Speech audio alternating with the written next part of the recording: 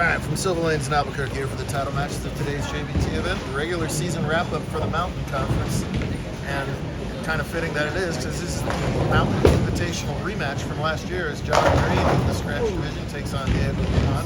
Diego beat John in the Invitational title match last year right here at this center. So big time rematch going on over there. Over here, someone's going to win their first career title. That's Isaac Madera. He's taking on Marcos Montoya. The handicap difference is 20. Marcos has to win by 20 to tie. They both struck in the first, and that 10 pin for Isaac in the second. John throwing backup balls, at least for now. These guys liable to switch rotations, everything but switch hands. They can't do that in serious crash weekends. Hardly matters anymore.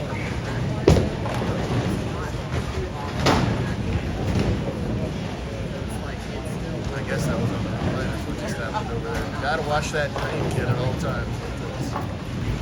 Hands is over there anyway. So John is electing to throw backup balls. She doesn't do a large percentage of the time, but probably a lot less traffic on the left side. Obviously pretty good at it as he flushes that in for a spare double.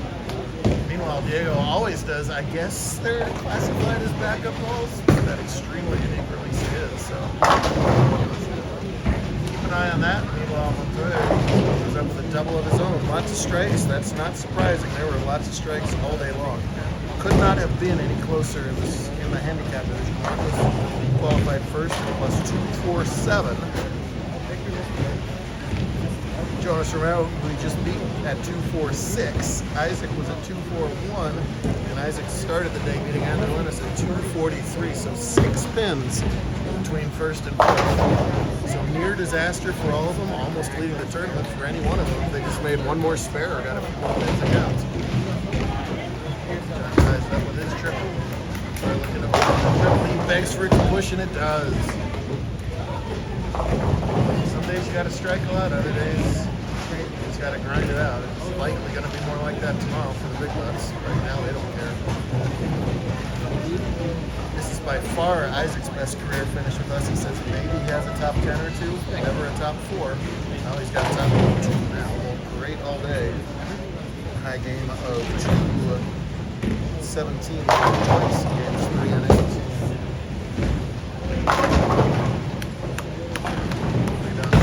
Second frame nicely there.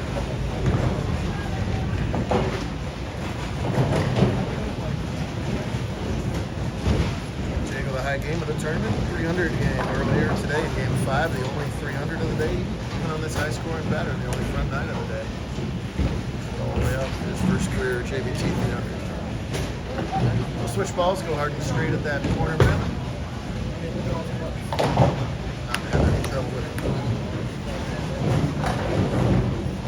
Top 40 in points, plus anybody with 2 top 5 finishes moves on to tomorrow's invite with 1,000 in first. Triple points there, then the top 20 move on to Vegas. Definitely sort of our playoffs fun time of year. Fun for us. I don't know if it's so fun for the parents as they start to get nervous. 6-pin drop. Well, what'd you do that for? Hit reset, it should put it back up.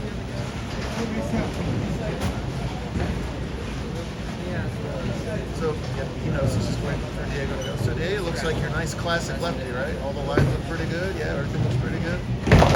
Guys, that's the right hand that released that ball. I don't believe it goes super slow-mo. I think there's some YouTube tapes. We can watch him bowling from the front side. It's just downright weird. In an era of bowling where pretty much anything goes stylistically, that's one of the craziest. But it sure is effective. Nice job with spare. I asked the college kids, Dimitri's here from Wichita and Tyler from St. Ambrose, two of the better college programs. Do they teach the backup ball? Do they actively discourage it? Where they stand on that? Got a different answer. The St. Ambrose coach Eric discourages it. Dimitri says the Wichita coaching team will allow it if you're good. It's left it open to interpretation as to who exactly has decided if you're good. Questioning Wichita's tactics will not do you much good around here. Beautiful four-bagger, open things up for Marcos. Came out red hot, +1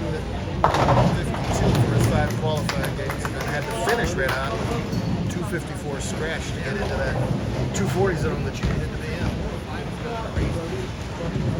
In addition to this being a rematch, John and Diego are tied for career titles with 5 apiece.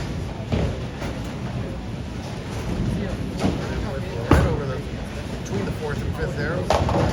That ball does not hold and does not break up the split. So a streak down to 4, and he's got a difficult but makeable spare, which we'll put back up. Just reset it again. It's a nice feature they have with this thing. It drops like that. It actually remembers the last scan. Whoops, it gets reset. Right in the middle of John shot. That doesn't happen. John breaks it. Big thanks to Barbie and the whole team here at Silva for always having us. Busy 36 down here on the east side of Albuquerque. This lady makes it all happen. Yes.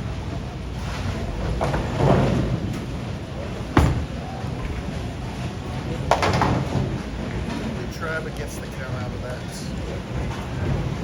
First open after those 4 strikes, still in good shape with plenty of time. So John will go back to a normal hook, semi-straight ball in this pair. I think that's the hardest thing, because you're not just changing your body, you're changing your entire to this, to and that.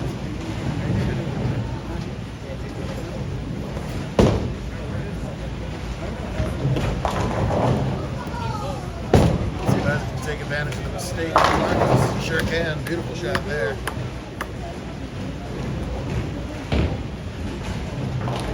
Mountain Conference covers Colorado, Texas, and New Mexico. Isaac, Colorado. It's right here in New Mexico. While it's Diego, another Colorado product. John out of Amarillo, Texas. John has some funny bowling videos up on YouTube, not of ours. There's a couple pairs at Western Bowl in Amarillo where the pins just bounce out almost automatically, so they shoot 5, 7, 10. Beautiful response to the Montoya Open with a perfect double from the air. This thing is real interesting over there.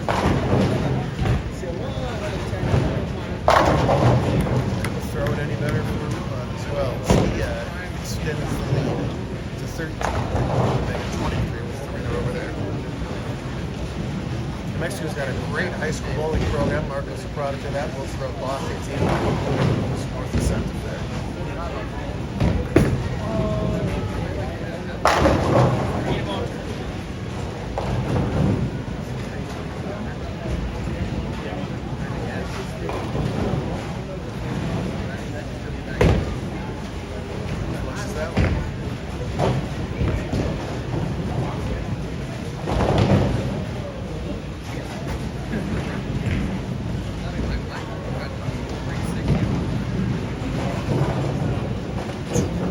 Invites to go after this weekend.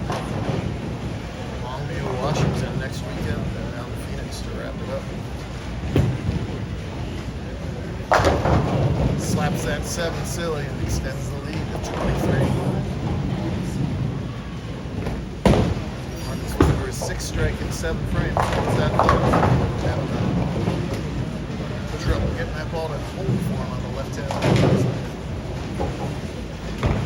It's that 6-pin wins it every time. But at least it goes up nice and quick.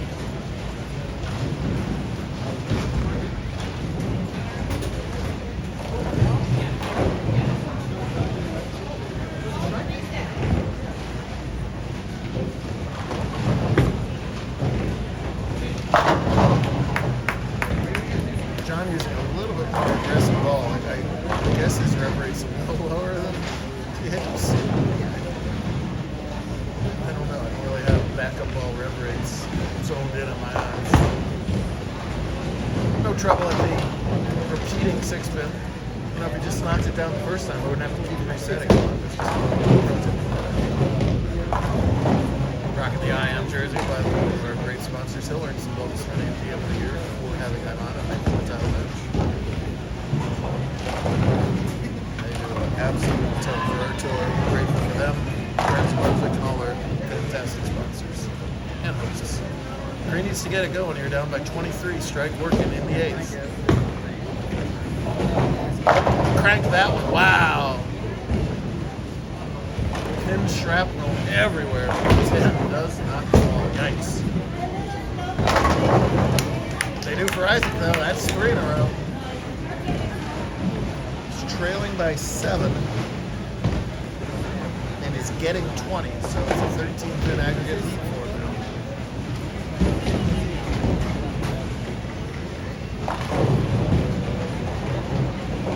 Let's see which way the ball curves for John on that one. Not much at all. John's trying a little something, which is within the rules. Yeah, brought out a ball at the end of practice before the step ladder and said 180. I don't know if that was the right time to do it, just in terms of the fact that John himself is throwing bad balls. And there's just not a lot of opportunity. You know, when they do that on tour, they get a half hour to blow up somebody else's line. And they also have the entire tour all playing the same place in length. We have low average handicap bowlers that cross the pairs throughout the day. I get the thought of the tactic. I don't think it made any difference to either bowler. And it certainly got any difference to a fierce match game bowler like Davis, who now has grasped complete control of this game, up by 33 with this double work. He can ice it here in the 9th. One more strike.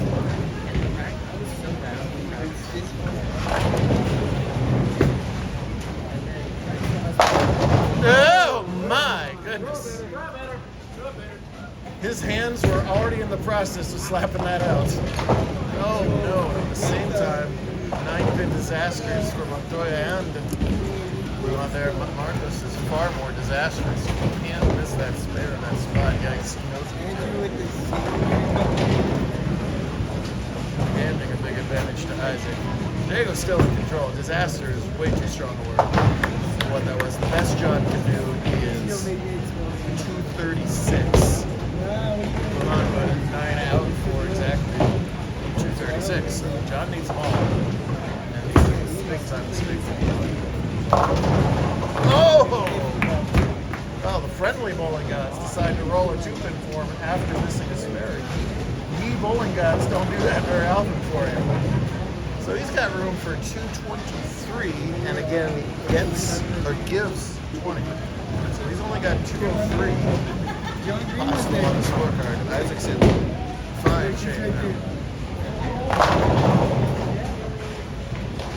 Man, I don't know. I'm not sold on the backups yet. Maybe that completely colored by that half 7.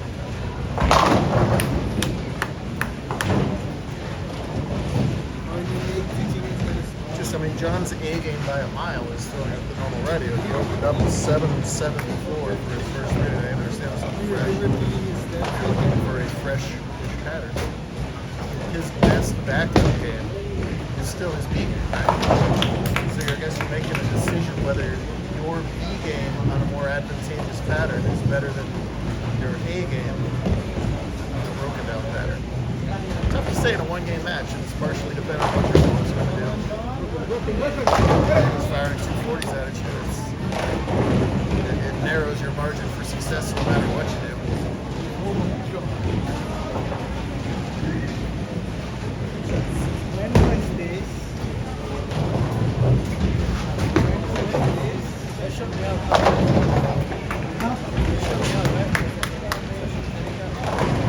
Well, neither of them will stop leaving 6 pins. I don't know why they insist on leaving 6 pins.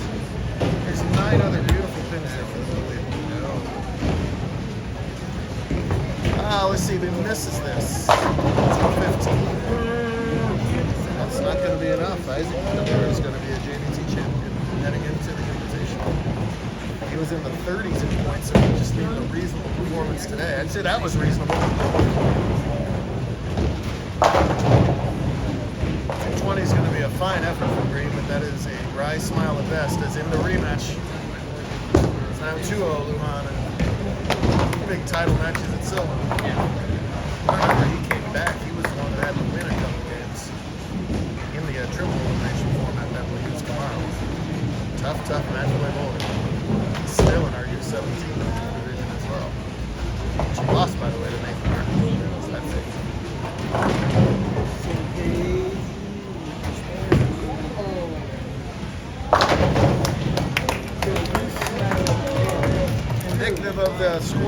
we might see most of this ladder. It's a 240 to 225. That's 6-time champion. Ah, yeah. How about saving his best game of the day for the title match? 227 scratch rising. That's playing wins first. It's good to see that over there. Sir, you were supposed to do color commentary. Came off. You have been silent watching your kid win a title. How are you remaining silent? I don't know. Aren't you inside like, yes, yes? Yeah. No. Nice job, young man.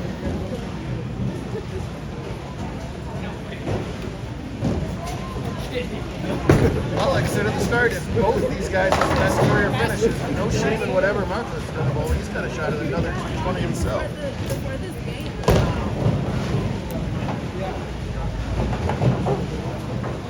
0 for any of these 4 to hang their heads up. Hey, champ. Hey, champ. Hey, champ. Hey, champ. Previous champ. Hey, champ. Yeah. Hey, champ. Well, I'm back at Crown in the secretary. Easy.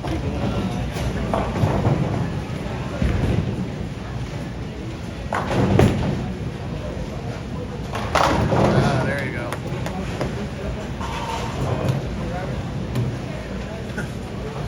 Reaction said it all, doesn't it? I need to say anything more to that.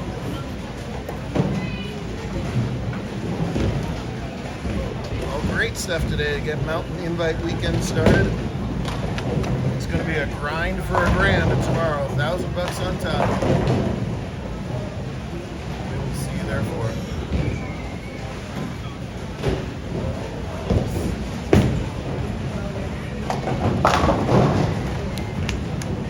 Beautiful, Marcos.